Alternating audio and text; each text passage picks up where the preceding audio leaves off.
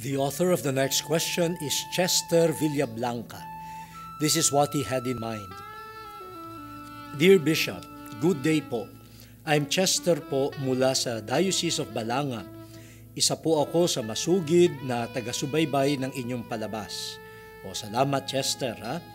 Nais ko lang pong itanong, hindi po ba na sinasaad ng sulat ni Santiago na ang Diyos ay pag-ibig?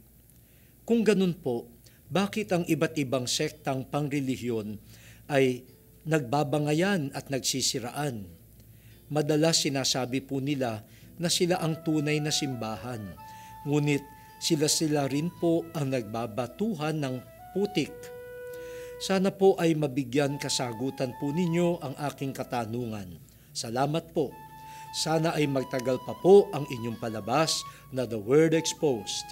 God bless po, Bishop.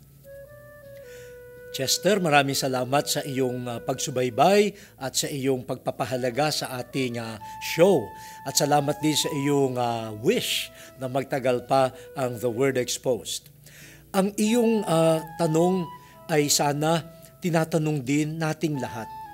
Kung ang Diyos ay pag-ibig ayon nga sa banal na kasulatan, bakit tayo na mga nagsasabing naniniwala sa Diyos, bakit parang napakadali natin na makitungo sa isa't isa ng parang hindi naman diwa ng pag-ibig? At sabi mo nga, nagbabatuhan ng putik, nagsisiraan, nagbabangayan. Parang malayo yata ang nakikitang pagkilos ng mga nagsasabing sila'y naniniwala sa Diyos, samantalang ang Diyos ay pag-ibig. Alam mo Chester, hindi na yata ang Diyos ang may problema doon. Kasi wala naman tigil ang Diyos sa pagbubuhos ng pag-ibig sa atin. Siguro, ang dapat nating tingnan ay tayo na nagsasabi sa pamamagitan ng ating labi, naniniwala ako sa Diyos.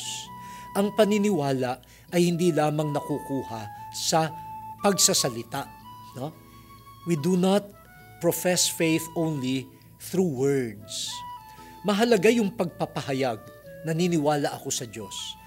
Pero sana ang hinihinging paniniwala, sabi nga ng Second Vatican Council, ay ang pagsuko ng isip, puso, kalooban ng buong pagkatao ko sa Diyos na aking pinaniniwalaan.